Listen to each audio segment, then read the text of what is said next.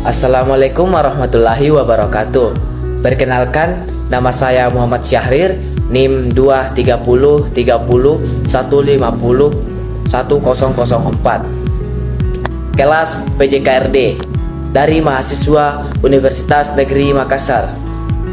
Baik, di sini saya akan menjelaskan dan memaparkan materi tentang sejarah pendidikan, yaitu bagian perkembangan pendidikan yang ada di Indonesia, mata kuliah pengantar pendidikan, oleh dosen pengampu Bapak Andromeda Valentino Sinaga, SS MPD. Baik, pada video kali ini saya akan memaparkan materi dari mata kuliah pengantar pendidikan yang berjudul Sejarah Pendidikan, bagian perkembangan pendidikan di Indonesia. Dosen pengampu yaitu Bapak Andromeda Valentino Sinaga, SS MPD.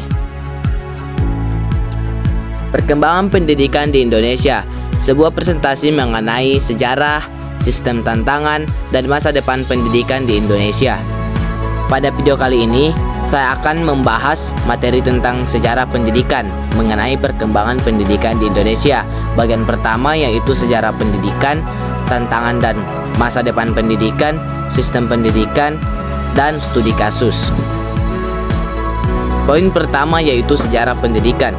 Pendidikan di Indonesia dimulai sejak zaman prasejarah. Namun, perkembangan pendidikan di Indonesia tidaklah mudah dan terdapat banyak tantangan yang harus dihadapi. Pendidikan di Indonesia terdapat dua masa, yaitu masa kolonial dan masa kemerdekaan. Masa kolonial. Dampak pendidikan dari bangsa barat. Pertama yaitu munculnya golongan-golongan terpelajar di Indonesia.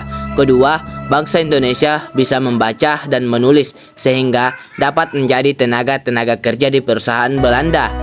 Tiga, bangsa Indonesia menjadi tahu perkembangan yang terjadi di dunia luar. B. Perubahan dalam sistem pendidikan. Pada masa pemerintahan kolonial barat, terjadi diskriminasi pendidikan di Indonesia.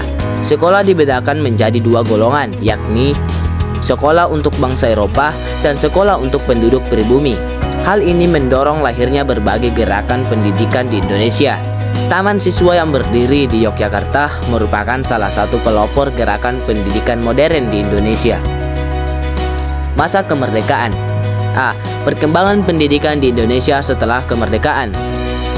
Setelah kemerdekaan, pemerintah Indonesia memperkenalkan program wajib belajar 9 tahun pada tahun 1950.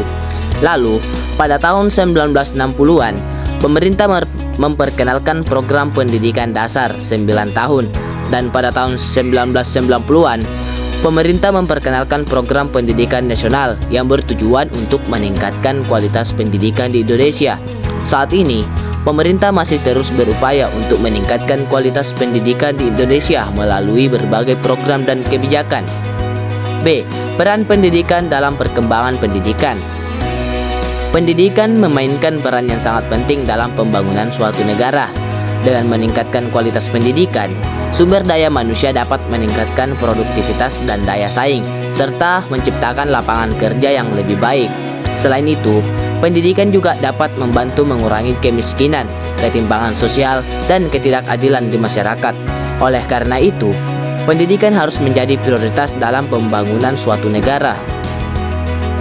Undang-Undang Pendidikan Nasional, yaitu Undang-Undang Nomor 20 Tahun 2003 dan Regulasi Pendidikan di Indonesia.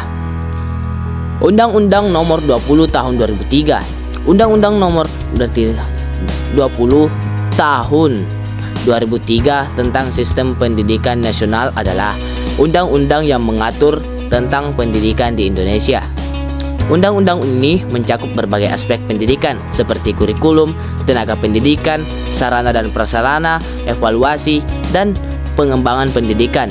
Undang-undang ini juga menetapkan bahwa pendidikan adalah hak asasi manusia yang harus diakses oleh seluruh warga negara Indonesia yang tanpa diskriminasi. Regulasi jenjang pendidikan di Indonesia. Regulasi pendidikan di Indonesia mencakup berbagai undang-undang dan kebijakan yang mengatur tentang pendidikan di Indonesia. Beberapa undang-undang dan kebijakan tersebut antara lain yaitu Undang-Undang Nomor 20 Tahun 2003 tentang Sistem Pendidikan Nasional.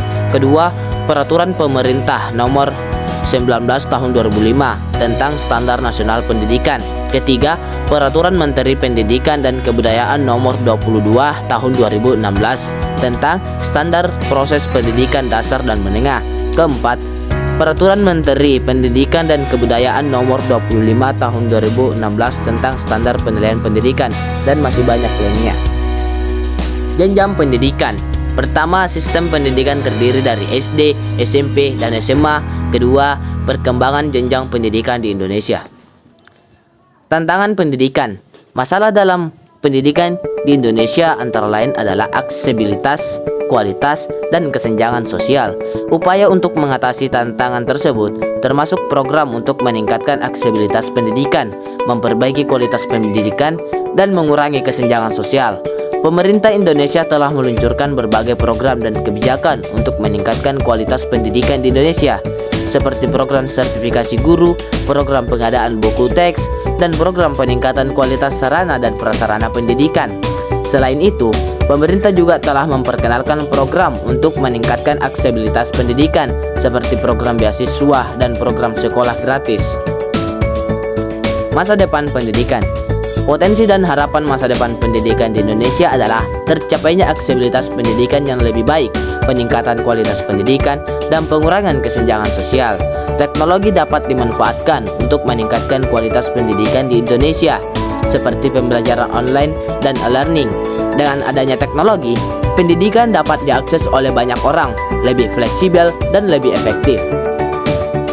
Studi kasus. Dalam pendidikan jasmani, salah satu contoh kasus yang relevan adalah kurangnya sarana dan prasarana yang memadai di sekolah-sekolah, seperti lapangan olahraga yang tidak layak atau kurangnya peralatan olahraga. Implikasi dari studi kasus ini adalah bahwa siswa tidak dapat memperoleh manfaat dari pembelajaran jasmani karena kurangnya fasilitas yang memadai. Oleh karena itu, pemerintah Indonesia telah meluncurkan program untuk meningkatkan sarana dan prasarana pendidikan, termasuk sarana dan prasarana untuk pendidikan jasmani. Terima kasih, sekian dari video saya. Wassalamualaikum warahmatullahi wabarakatuh.